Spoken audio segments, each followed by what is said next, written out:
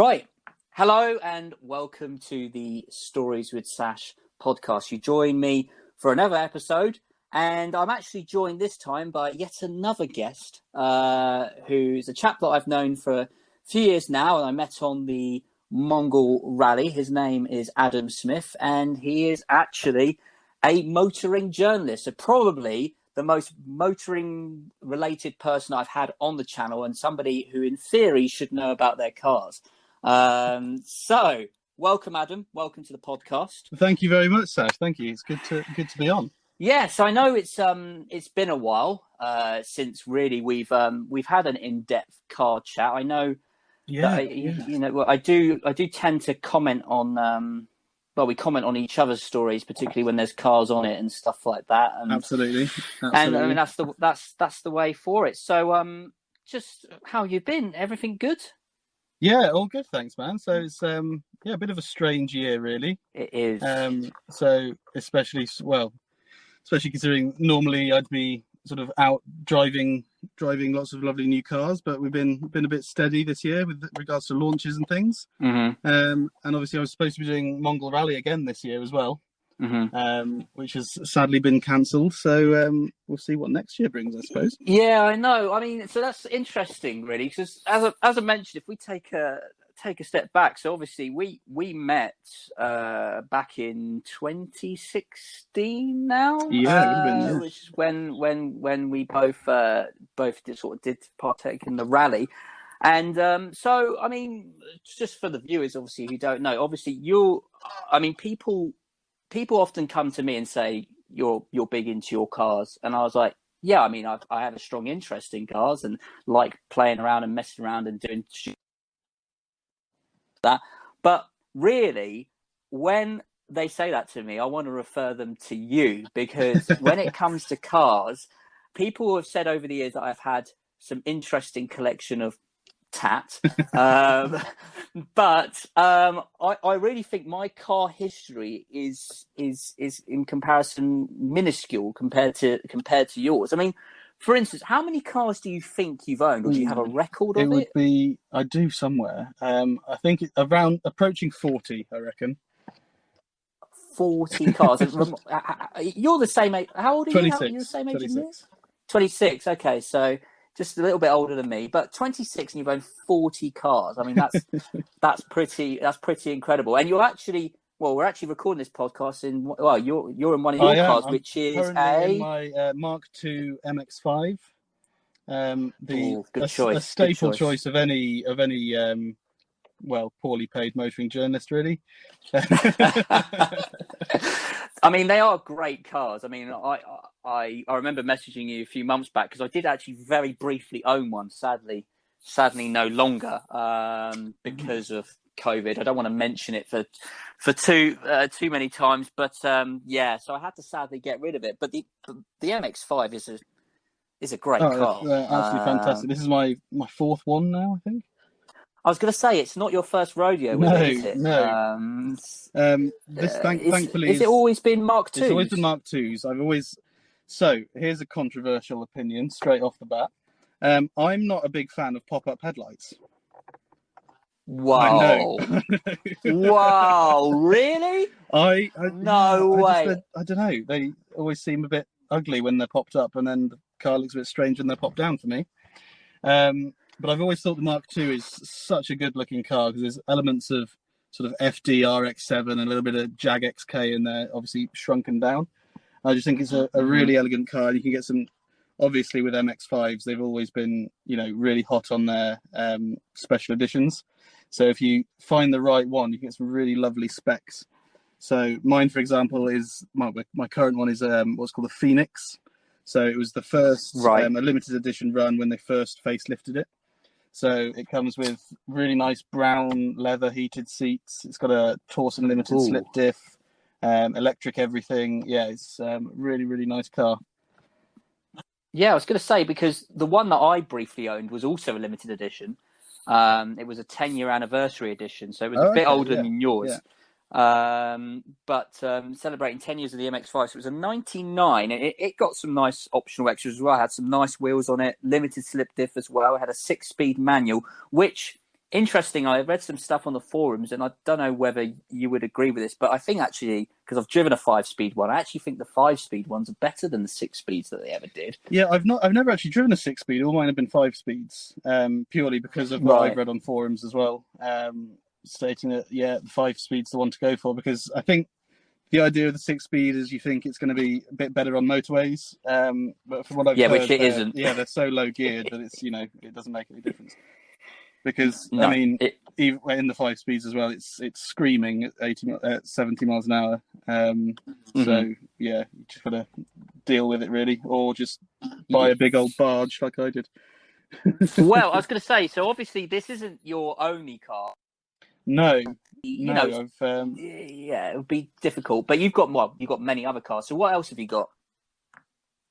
I've currently got my big barge is a beautiful old Volvo 960, Which I love. which is it's a gorgeous old boat. It really is. It's back in its day, it was more expensive than sort of an equivalent 5 Series, so there's not many of them about. And it's got heated electric leather seats, heated door mirrors. It's got wipers on the headlights, which I absolutely love. Cruise control, the works, and it cost me a few £100. Wow. And it's got a big 3-litre straight six, and it just cruises. It's wonderful, wonderful car. So I'm very happy with that. I've also got a 1982 Triumph Acclaim. That was supposed to be this year's Mongol Rally car. So at the minute, that's sort of sat, not quite sure what to do with it. I think it's probably going to get sold, unfortunately. Right. And then my beloved Daihatsu Hijet, which you're familiar with. Yes, I am very familiar with the Hijet. I think it's a cracking, well, whether you want to call it a car or a minivan, I don't know. I call it a car still because I think it's so small that It's it's tiny. not really a van. I mean, I love that car. I think they're great, and you've had that for many years. How long have you had that for? Did you buy it for the rally or? No, I bought it before the rally. It was my everyday car. I bought it in 2015, specifically to do a trip around Europe with some mates. We ended up doing 6,000 miles in 6 weeks around Europe in it. Wow. And we were like, this thing's an absolute predator. It's fantastic. And then Mongol Rally came around the next year, and my mum actually gave us her old Suzuki Ignis. Oh, I remember. Yes. Yeah. And the plan was to take that. And then I went to I think that's where we met actually, the Mongol Rally pre-drinks. Yeah, that was in Bristol, wasn't it? Yes. Yeah. And I turned up in my van, and everyone was like, yo, you got to take this van. I'm like, oh, maybe I should. I was worried about it getting beaten up, but which inevitably it did. But she survived. And we got to Kazakhstan, and the van was in a very bad way. Right. Sorry, I'm jumping ahead a little bit. No, that's fine.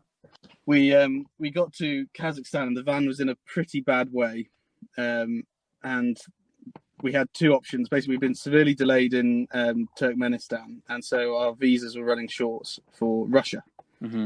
And so we could either get to the finish line through Mongolia and then have to abandon the van, right, or we could drive back from where we were in Kazakhstan. And as far as I was concerned, it was my only car. I needed it to drive to work when I got back. Oh, blimey. So the decision was taken to head back, and we ended up having a really cool adventure sort of back through Western Russia, which was marvellous. Yeah. So we didn't make it to the finish line, but we still had a great time. Yeah, I mean, I have to say, I've actually spoken about it with my teammate Rob, who I'm sure you remember, and because there was a big problem that year, wasn't there? That obviously they were trying to charge, stupid amounts of a deposit money in Mongolia to actually get in initially, which I then think got sorted, and time goes on and blah blah blah. But yeah, it's a bit of a shame actually, because quite a lot of people that I knew, because of one reason or another, never actually made it to Mongolia as the country. Which is really sad. Yeah, really quite a few finishes that year, I think. So yeah, it was a tough one, and it seems like a fabulous place, which is why I don't blame you by any means of trying to do it again. But if I'm right in saying, sorry, going backtrack a bit, weren't you meant to be doing this year in a Lada Neva, or was it Reva? It was a Reaver. Reva, So sorry. yes, we bought the Reaver purely because we could come up with the team name, the Pina Coladas. Um, literally Right. the only reason. Right. Fair enough. We bought that, and it was one of those late night eBay purchases, We've all and been it there. turned up, and it was in an absolute state. This thing, it had been really hacked about by the previous owners, and so we did contemplate taking that, and then we thought, oh, it's a bit easy because we could get it running. One of my teammates, he's got a bit of mechanical know-how. We'd have been all right. But we'd also seen teams doing it in Ladas before, and they all said the same thing. Like, it's going to break down a lot, but it will be easy to find parts for. And we thought, well, why don't we find something that's going to be really hard to find parts for? That's more in the spirit of things. So, Route 1, an old Triumph. Yes, a Triumph Acclaim, which, if I'm right in saying, they weren't. I don't know. I don't think they're as awful as people make out No, to be. it's a good car. So it was co-engineered with it was badge engineered essentially with the Honda Ballard. I was going to say it's got a connection with Honda. I'm pretty sure. Yeah, right. Yeah, so it's a Honda engine, and it's pretty much all Honda. The only thing Triumph or BL really changed was the suspension because they said it wasn't comfortable enough. Right. But it's pretty much a Honda underneath, and it's. Do you know what? It's very nice to drive. To be fair, it'll sit at 80 miles an hour, no problem at all. Oh, nice. It's a top of the range, Sash. It's a CD model, so it's got chrome bumpers. Oh yeah. Oh wow, baby! Chrome bumpers, electric windows, one of which works. Okay. And the pièce de résistance, turquoise ruched velour upholstery. Beautiful. Oh, yes. That is very 80s. What year is it again? 82. 82. It's the last car Triumph ever made.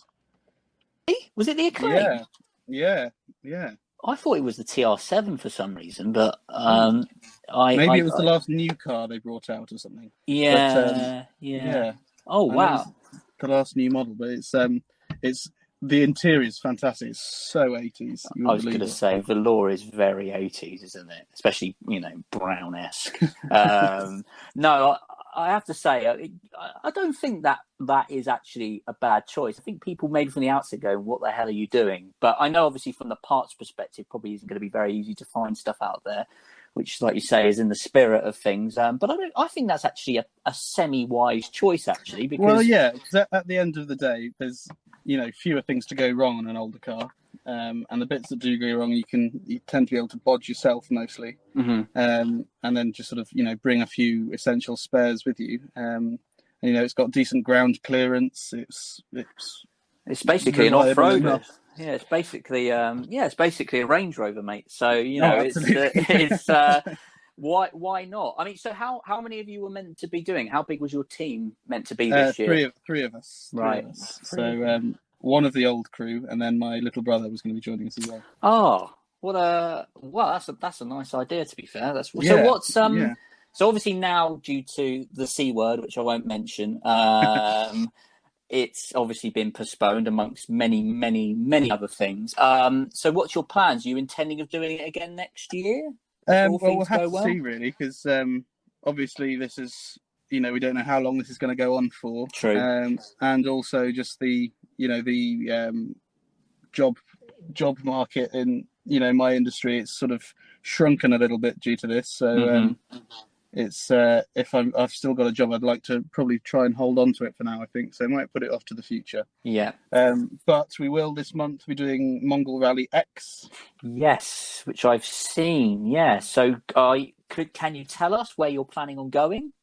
Or is that a surprise? Yeah. So basically, Mongol Rally X, it's a free thing that anyone can do, and basically, the person that takes a picture of a tiny car in the stupidest place wins a free place on next year's rally.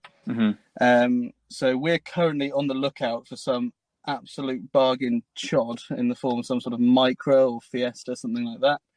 And the plan at the moment is North Coast 500, but we think that might be a little bit basic. So we might we might yet pull something out of the hat and go a bit wild. We'll see. Oh, We'll see what happens. I'll let you know.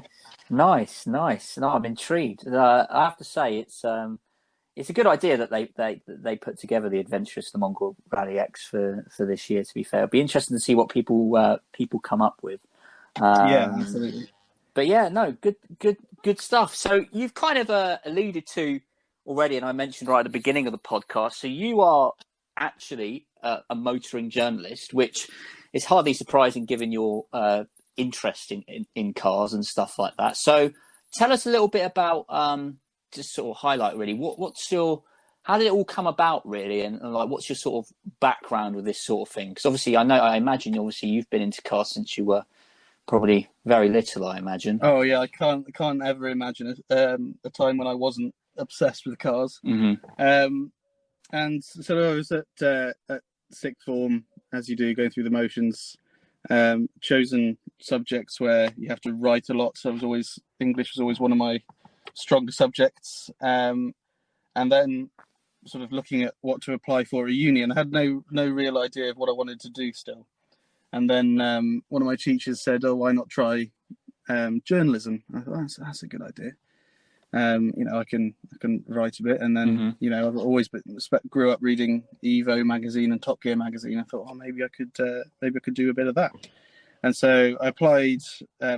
Firstly, I went and did a motorsport course in Swansea for a year, and then realised, no, I don't want to be doing this. I want to be writing.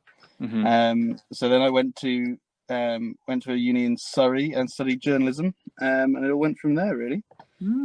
So after uni, did a little bit of work on a local lifestyle magazine, and then I went traveling for a bit, and then I came back and got an internship at a company called CarWow. Yep. Which I'm sure you're aware of. They do lots of drag races on YouTube. Yeah. So I was there, and I was sort of writing news stories and sub-editing and things like that. Then I went from there to Drive Tribe. Nice. Again, in London. Another internship there, which was great fun. Basically got to write whatever I wanted, as long as I was keeping up to date with the Facebook posts, which was great fun. Got to do some cool stuff. Goodwood Festival of Speed, all that good stuff. And then my first sort of proper full-time job was at Auto Express magazine, where I was a content editor, which is very much the T-boy, really. Right. But that was great experience working in a proper newsroom, sort of learning all the tricks of the trade from the big guys, really. And then I got my current job at a TV show called Auto Mundial, which I write for, and it's good fun. A lot different writing for TV than it is for a magazine, I found. But yeah, it's good. Yeah, I can imagine it being a very, very sort of different style and so on. So that's that's not in London now, is it? That's no, you're in Manchester way. Yeah. Right. Okay, I'm with you. Nice. No, it's just I just find it very interesting. It's actually, I know a lot of people who are into cars, but I know very few people that actually work in the car industry or the journey. So on your travels with with all these different stuff that you've been doing, have you met any of the automotive heroes, as it were, out there? From the likes of it could be, I don't know, maybe from the Top Gear scene, or maybe from, I don't know, left field like Fifth Gear or anything like that. Sort of anyone from that people probably know. Drive Tribe. I met Richard Hammond a couple of times, which was good fun. Ended up doing a pub quiz with him, weirdly. Nice. That was cool. But otherwise it's sort of on launches you get to meet journalists that you've been reading their stuff since you're a kid, which is quite cool. Last launch I was on, I met Dan Trent, who used to do a lot of stuff for Piston Heads, which I read a lot when I was growing up, so that was very cool. But I find that most of the guys tend to be, sort of like me, roughly my age, getting their first steps into the industry, really. Yeah. No, I do have the utmost respect, because it isn't an easy industry to get into by any means. And like you were alluding to at the beginning, obviously stuff with everything going on at the moment, I imagine it's a bit tough with the old launches and stuff like that. Absolutely. But it does mean you get to go to cool events though, and cool launches and stuff like that, which which very envious of. Motor Speaking of shows as which, well, which I really enjoyed. A lot of journalists don't like the motor shows, so it's a lot of work, and it tends to be largely the same sort of stuff each year. But I really enjoy them, and our show is we're big on the motor shows. We go all over the place for those. So it's a shame that most of them have been cancelled this week. We've got one in January, went to Singapore, but then Geneva was cancelled, and so were the rest of them. So. Yeah.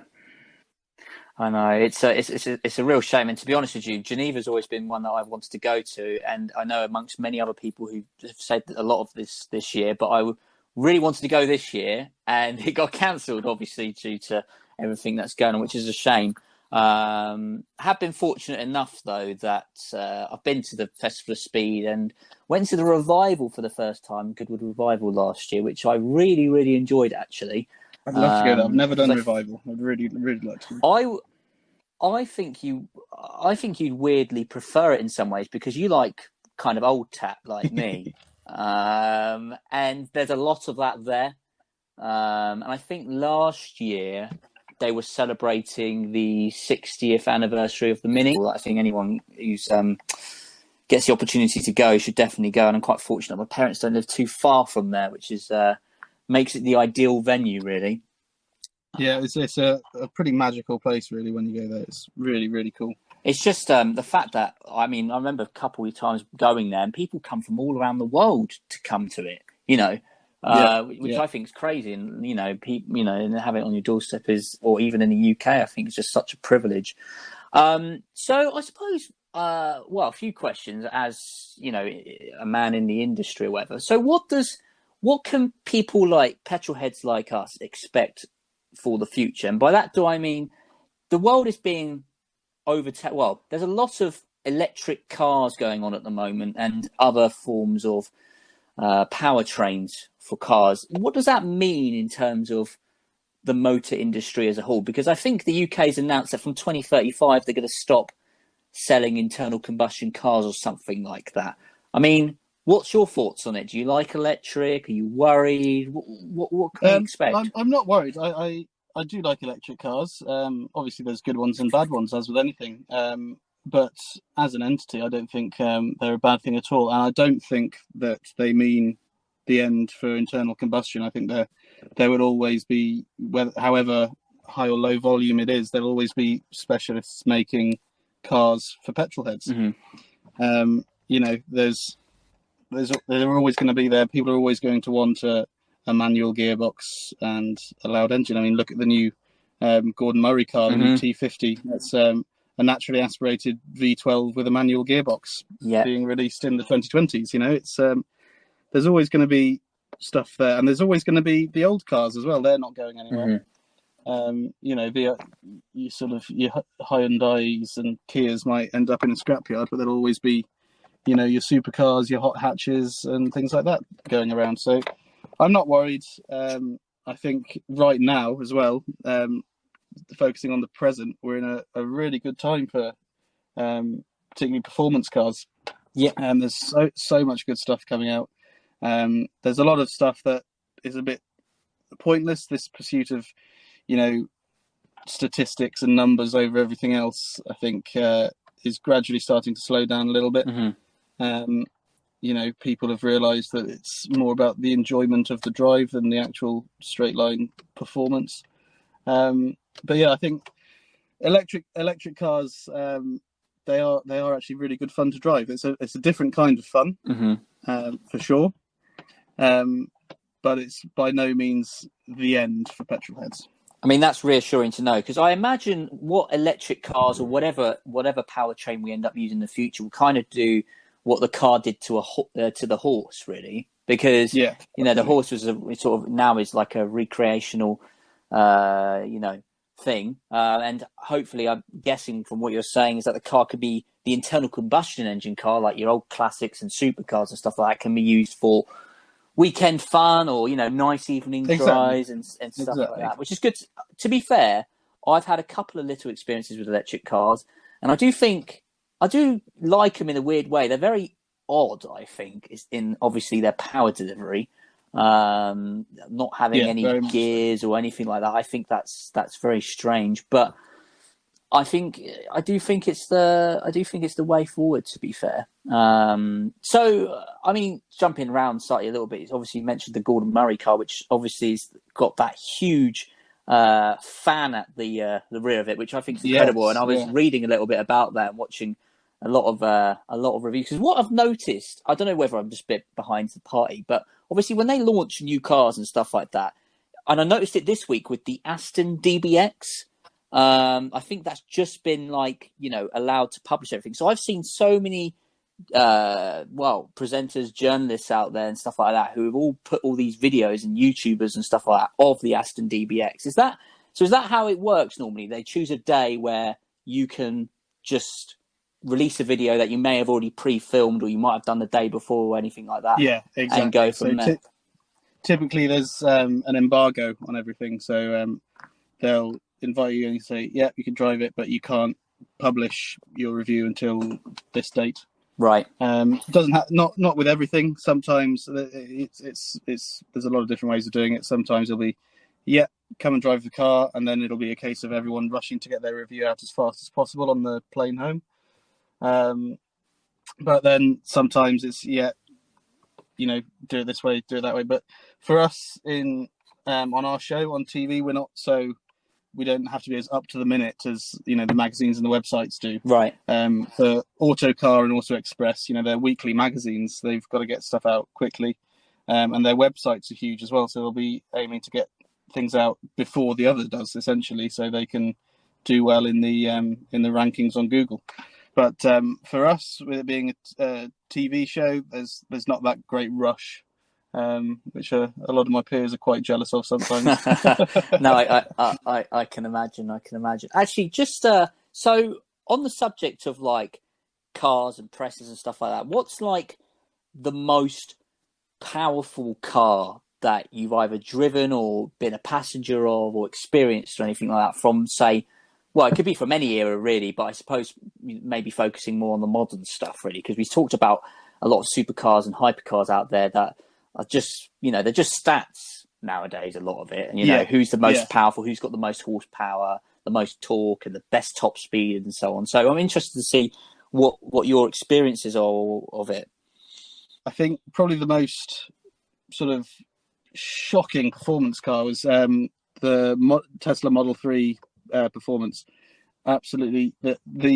You can feel your organs moving as it accelerates. Absolutely unbelievable. Wow. And that's, one example of an electric car that really is, a petrol head friendly car, if you get what I mean. Yeah.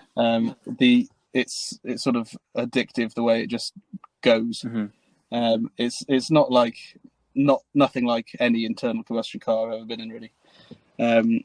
Very impressive thing. There's still some build quality issues, I think it's fair to say, with them, but really, really cool thing. I do like that car a lot. Yeah, I've actually been a passenger in a Model 3. I don't know what one it was, but I know it was a good spec one, and I've not driven it, but I've been experienced to the acceleration of the thing, and it is like you say, your organs do genuinely move when that thing accelerates. You genuinely have to put a lot of effort in to move your head off the headrest when it's on full chat. Yeah, it's really impressive. Same with the all the Teslas really. They're all the same. If you get the performance models, they just go absolutely incredible. No, I can imagine that. Yeah, it's definitely changing the way things are going. But what about internal combustion then? Like, what's been like the most powerful or the most absurd thing that you've maybe experienced in recent times? I don't think that anything too crazy, really. I mean, the last thing I drove that I thought this is a little bit silly was actually a little Audi RS3. Oh, right. Purely because that's it's a a fairly small car. It's a golf-sized car, and it's just silly fast. It was really, really fun. It was the saloon one as well, which I think is a great looking car. Yeah, and it's got that really beautiful sounding 5-cylinder up front, and there's no need for it. An S3 is already a really fast car. The RS3 is just taking the nick a bit. Really, it's I loved that. That was really good fun. No, I can imagine they are stupidly fast. I've seen a couple of them tearing around, and they do sound wonderful. Like you say, that 5-cylinder. Oh, gorgeous sound. There's something about 5-cylinder engines, which it's a shame more car manufacturers. The 5-cylinders aren't particularly popular nowadays. I know they have never really been that popular, but 5-cylinders are quite rare nowadays, and I think it's only really Audi that. It used to be some Volvos used to have 5-cylinder engines as well. Volvos did. Most Land Rovers used to be 5-cylinders. But yeah, there's the old Focus ST that was 5-cylinder. But that's true. Yeah, there's not many of them about anymore. And I think it's because it's not a particularly efficient engine in any way, but it's a very characterful engine and very, very lovely to listen to. Yeah, no, absolutely, I agree. So I suppose kind of some relatively quick fire questions then for yourself. So if what on the subject of engines, what do you think is the best engine configuration there is out there? If you had to choose one and stick with it, what would it be? I mean, I do love a V8. Yeah, I do love a V8. They're just but then I'm also a big fan of the straight six. I think in terms of modern performance, you don't really need anything more than sort of a big straight six BMW. Yeah. But it has to be a V8, really, doesn't it? Yeah. It's such a diverse thing where it can be a big lumpy old thing, or it can be a high revving Ferrari flat plane crank. Mm-hmm. There's all sorts out there. I think that's just that's the configuration to go for, really, isn't it? Yeah. No, I'm glad you said that, and I would agree with you on both cases. To be fair, the straight six is a lovely engine, and like you say, BMWs now and before, like they're just so silky, creamy, smooth. But and they can sound so good as well. Like a nice big straight six. They can sound lovely, but I still think a V8 just sounds that little bit.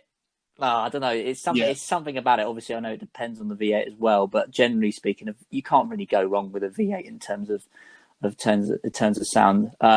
Okay, so that's good. Okay, another question then. So, well, what powertrain configuration? So, are you rear-wheel drive, front-wheel drive, all-wheel drive? I'm guessing I can guess at the answer, but I've got to ask. Well, I do love a hot hatch, so I'm not against front-wheel drive at all. I've had a few hot hatches, and I think the predictability of just having, all that torque steer, and there's obviously the dangers of lift off oversteer, which as well is another thing. But I do like the predictability of a fun little hot hatch with too much power going to the front wheels. But generally speaking, rear wheel drive. It has to be, really. As you can probably guess from my car history. Yes. I'm actually ashamed to say that I've only ever owned, and that was the MX-5 one rear wheel drive car. Really? Which is sad. I'm glad that I've had to, I can say that I have. But yeah, I'm a bit sad. I need to definitely change that. It's just, on a budget, really, there's only a couple of selections of choice for rear-wheel drive, really. I think I'm right in saying. Yeah. It's either an MX-5 or a BMW. Yeah, pretty much. That is pretty much it. There might be the odd one here and there. But, I think unless you're going for, like, the top-tier stuff, you sort of normalish cars they're very rarely rear-wheel drive. And the problem with me as well is because I like Italian cars, as you know, and a lot of them tend to be just front-wheel drive, really, which is a bit of a shame, particularly the older stuff. I know they're trying to change it now, but yeah, it's a bit sad. But actually, going back a little bit to your car history a bit, because I think both me and you can call ourselves true petrol heads in inverted commas, because we've both owned Alfa Romeos, if I'm right in saying. No, I've never had an Alfa. Wait, you never had an Alfa? I've had no end of Fiats, but I've never had an Alfa, much to my shame. I swear you said you had an Alfa. Maybe I'm confusing it. Didn't you know? No. I've driven a few, but I've never owned one, sadly. Do you intend to own one? Do you like them? Absolutely. A 164 or a 166 is on my list. Yes. They are lovely. I had a 166. You did, yeah. It was only the baby of the range. It was only the 2-litre twin spark, which is a lovely engine. I absolutely love that engine because they just rev so freely and so highly as well. But they do cost a small fortune to run. Everything that stereotypically goes wrong with an Alpha went wrong with mine. Which it was fine for the first 4 months, and then the remaining 12 months that I owned it, it was just downhill from there. Okay, well, that's interesting. I thought you had one, but so obviously, like we mentioned at the beginning, you've had a lot of cars over the years. If you can choose a favourite or a highlights of it, I mean, what's been like your top? I don't know, couple, 2, 3, 5, maybe. I don't know. What's been the best things that you've ever owned? Well, obviously, my Daihatsu has to be up there. Of course. Longest I've ever owned a car as well. In fact, about the only car I've ever had for more than... In fact, I think it is the only car I've ever had for more than a year. No, my first car I had for a while. My Daihatsu, I had an Abarth 500 SS. I remember, well. Yes. That's a lovely car. I adored that car. That was a lovely thing. It was perfect spec, had a factory-fitted SS kit on, had... brakes off a Biposto, and then it had that lovely Monza exhaust. I loved that car. I drove that all over the place, all over Europe, despite it being horrifically uncomfortable. Yeah, no surprises there from Fiat. Especially I've had quite a few Land Rovers. I'm a big Land Rover man. I'm a farm boy, so I've always been brought up with Defenders. And I had when I was 19, I think I bought my first one. It was a 1961 Series 2.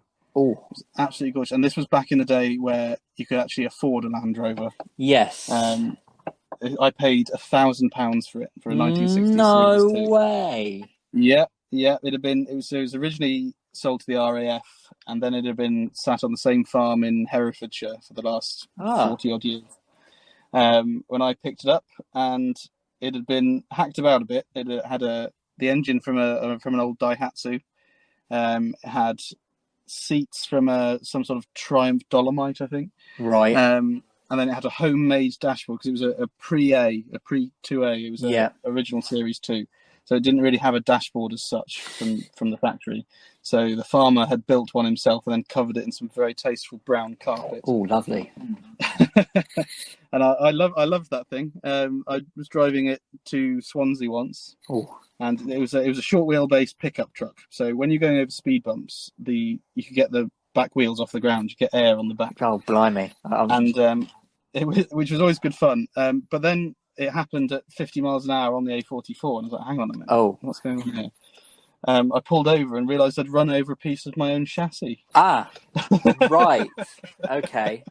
That's interesting. Yeah. I was going to say, it's interesting that you mentioned Land Rovers, actually, just to take a minute, because I'm actually meant to be doing a review on somebody I know who's got a Series 3 Land Rover. And I've been doing my research on them, and I don't know whether you can tempt me out of it, but I have been eyeing up some Land Rovers recently. Probably not the early series because they're quite expensive now. It'd probably have to be a later one, like a Defender or the 90 or the 110 or whatever they call it. I think Series 3s are still the cheapest you can get, I think. Do you reckon? Yeah. If you're getting a cheap 90 110/Defender, it's going to be a bag of bolts. Right. But you can still get a few affordable Series 3s. Right. That's interesting. Be honest, is it a good idea or is it a bad idea?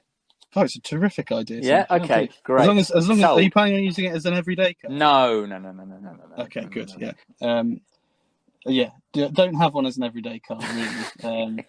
Unless, like me, you're a 19-year-old student who's desperate for a Land Rover. I was going to say yours definitely was not the wisest thing to have as a daily, but. Absolutely. They're great fun. Main thing to look out for is the chassis, rust on the chassis and the front bulkhead. Right. That's the main thing. If you can go for a diesel, they tend to be a bit more expensive, but Land Rover diesel engines tend to be pretty indestructible. Right. And the petrol ones are all right as well, but they drink fuel. really drink it. Right. Okay. No, fair enough. Sorry, I diverged slightly there, but it was only because you mentioned an old series, and yeah, that's interesting. It's just an idea at the moment, but I am tempted. Everyone's got to have a Land Rover. Well, this is the thing. I think there are, and we could argue to and from. I think, but I think if you're truly into cars, I think somebody you should have some of the icons. I think out there just to experience it. And again, maybe reserve it for another time. But there is a few that I would definitely put forward as somebody should definitely own in their petrol. Well, in their motoring collection at some point in their life. But anyway, that's neither here nor there. So you said you loved your Land Rover, obviously your Daihatsu Hijet, as the car you still got as well. What other any other highlights for your car collection or previous cars? Panda 100 HP. That was a very fun little car. I was just about to bring that up when you bought the SS, because I've also been tempted by one of them, and they're dirt cheap. They at the minute they really are. They've there's some that are still quite expensive. The ones with low miles, there seem to be a lot of, because it's not a long distance car. They tend to be quite expensive, but I picked one up. I mean, this says everything you really need to know about my car history. I picked up one with 130,000 miles on it. Yeah, barely running. That was ropey in every aspect, and you know, it was cable tied bumpers, bits had been hand painted, etc. But to drive, it was on the button, it was perfect, and my God, that was a fun car. And I picked that up for under £1,000. And that was the worst one you could possibly hope to find, and it was still an absolute riot. And it only let me down once, and it wasn't a big deal at all. No, get one. They're great. Yeah, I think I remember when you were selling your one, actually, and I was sort of tempted, but yeah, it was that they're quite rare as well. There's not many of them about, and I think I'm right in saying they had a 6-speed box in them, didn't they? They do have a 6-speed box, which I think is a bit odd, but it's tremendous, because obviously, it's a little. I hesitate to say hot hatch, more a tepid hatch. Yes, I'd agree with that. But that gearbox is absolutely fantastic, and in a Panda, in any Panda, the gear stick is right next to the steering wheel, which is always great. It means quick actions between the two, and it was so. The ratios were so close together. You're constantly changing gear, constantly heel and toe. Just the most fun you can have in a Super Mini, I'd say. It was an absolutely wonderful thing. And I think it's a real shame that 6-speed box didn't get carried over into the Abarth 500s. Oh, were they only 5? Or were they were 5? Yeah, they were 5-speed. That's really interesting. Yeah. I think maybe this could be a top tip for if anyone's actually listening to this. Maybe now is a good time to buy one of those 100 HPs, because I think they've hit rock bottom value. I don't think you're going to get much lower in terms of value. And like you say, all of the ones, a lot of them have done like the sort of typical average mileage, which is obviously quite high now because they're getting on a bit. So it's the low mileage ones that can command the price, really. So if you can find a semi-decent one, keep hold of it, I'd say, because I don't think they're going to be losing value. Like, I always think this whenever I'm buying any car, I'm not too fussed about mileage, just as long as it's been maintained. That's the main thing. True. Service history is the key. Yeah. And as mine was, it was a bit rough around the edges, but mechanically it was tip top, and it was fantastic. No, I'd agree, to be fair. There's a lot of people that are quite timid about mileage, and I think it tends to be the people that aren't so, I suppose, interested in cars and think, oh, God, yeah, that's above 100,000. Oh, that's on its last legs. Yeah. Whereas me, I think anything, 100,000, I think, that's not too bad, actually. That's all right. That's pretty decent. Yeah, exactly. If it's been looked after, then it's nothing to worry about. My Volvo has nearly 160,000 miles on it now. Still going strong. I've had a Land Rover with 200,000 miles on it. Yeah. I had when I was in America, I had a Dodge Caravan, which is a hideous car. Yes, I remember that. It was in kilometres. It was on 330,000 kilometres because it was a Canadian spec. So I'm not quite sure what that translates to, but it was a lot, and it was still fine. Yeah, like you say, it's all about how they're maintained. Really, I think that's exactly the main top tips right there. So yeah, so obviously Fiat's featuring quite strong in your favourites car list, really. Well, you've had two of Yeah, I them do so love far. the Fiat. I do love the Anything Fiat. else in particular, or was those sort of in the highlights, I suppose, from what you can remember anyway? Yeah. Yeah. I'll reel off a few interesting ones. Triumph Toledo. Oh, That was cool. That's 1965 Beetle. oh, nice. What else? Austin 1100. Wow. Yeah, a few bits and pieces.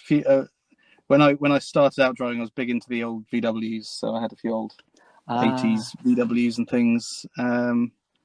Yeah, all sorts of weird and wonderful things, really. Yeah, I was going to say my brother's big into VWs. He's last year he bought a Mark II Golf, not a GTI or anything, Nice. just a 1.6 driver, but it's got the GTI big bumpers on it, and Okay, yeah, yeah. and it's got he put BBS alloys on it, and it actually looks really good. It's not in mint condition by any means; it's in faded red, but I think they look so cool. Look proper Oh, it's a great retro, looking car, the Mark. Yeah, yeah.